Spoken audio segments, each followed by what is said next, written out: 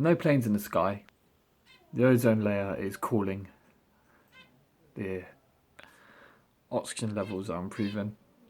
That's the silver lining of it, I guess. But this virus is bringing a lot to the surface, isn't it? The failures of capitalism as a whole. I mean, how many nurses and police officers and public services had been cut before this by the Conservative Party? And now you realise that we needed those people. Those exact people we're proclaiming as heroes, that we're putting on saying these people are the backbone of this country. Well, you didn't care about that backbone during the general election. You didn't give a fuck about that. When you didn't give a fuck, you didn't condemn the party that cut them at all. And now you're praising the party that cut them just for trying to replace those numbers, having to reach out for volunteers because they have no numbers. And you have now people starving because they have no food in their houses and a panic buying. And there was just a news report on Sky News about Italy and this family really angry because they have to eat bread. And you think, how did we, as a first world country, how many times did we completely disregard and avoid the eye contact of the starving nations across the other side of the world? I'm talking the third world countries that got no food, no water, no clean water.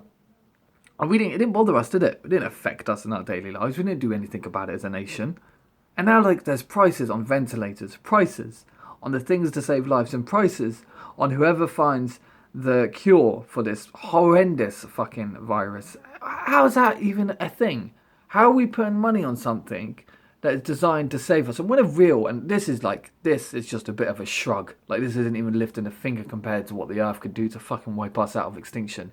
Because one day when there is a proper plague, and I mean one that just is airborne and wipes us out so quick, worse than the Black, because there will be one day, there'll be a moment like that. Are we really going to start dipping in our pockets thinking, oh, how much money can we throw at this problem?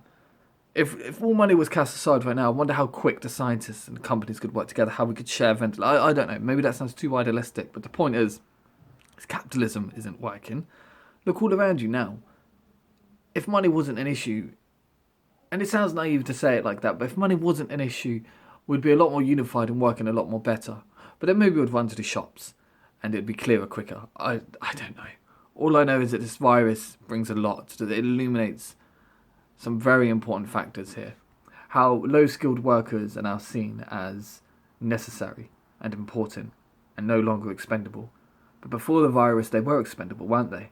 Their worker rights were always twisted. You had employers thinking they could march around in their big boy boots and boss people about. And it turns out that those are the people that you need now. Those are the people you really require. That we had a government that cut the nurses and the police officers and the public sector. And now we realise how much we need the public sector, how much we need those nurses. Asking those retired to come back. How we voted Brexit because we didn't want too many foreigners coming across our borders, and it was the British people that brought it back from China or Italy or wherever they decided to go on their holidays, their skiing trips. They brought it back. It wasn't a foreign virus, it was British people going to get it and bringing it back. The very same government that has acted way too late, a month too late. This should have been done ages ago. Planes should have been landed a long time ago. It took this long. We're only a few weeks, a week, 2 weeks behind Italy. It's going to get a lot fucking worse. And this is even a proper lockdown. You just look out your window and see how many people are going out. People going to the parks. They're treating it like it's an extended bank holiday. And now our own Prime Minister, Boris Johnson, has the virus. And by the seams of things, so does the CMO, Chief Medical Officer. These are the people that are telling us to take it on the chin and encouraging herd immunity. So I do wonder, are they going to take it on the chin and lead the herd to this so-called fucking immunity plan? Because I'm not seeing that either. This virus has brought out the most ugly side of people and has really projected some of the truths that we didn't want to admit to. And you don't have to be political to see the irony in what's happening. 500,000 people applied for universal credit, some of which were middle class people, a lot of which, who had more than £6,000 in their savings, so weren't eligible to claim. And they're furious about this, saying that the system needs to change. But that system was what they voted for when they put the Tories in power. That system was because they had this strange warped interpretation of what a benefits grounder is. The term benefits grounder being operative there.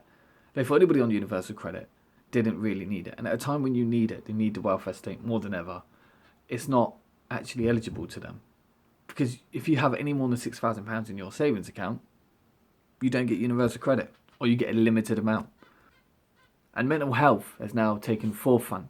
A lot of people disregarded mental health. They mitigated it as just something being as easily cured through exercise and hard work. But now they're finally seeing that mental health is a very prominent and big beast that exists, and that's going to affect everyone along with the virus as well. I don't know, I just need to rant and get it off my chest, because it's like we're dying. People are dying, we're suffering. But the other half of the world has been suffering for a lot longer. They've lost a lot more lives to war, to famine, to disease, to starvation.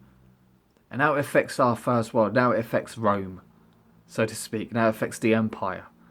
And suddenly we're feeling it. We're feeling all shook and afraid and angry and paranoid. Dwelling into the conspiracy theorists and pointing fingers here, there and everywhere, or praising the very people that are responsible for us not being able to respond properly and appropriately and timely. Fuck humanity. Seriously, fuck humanity.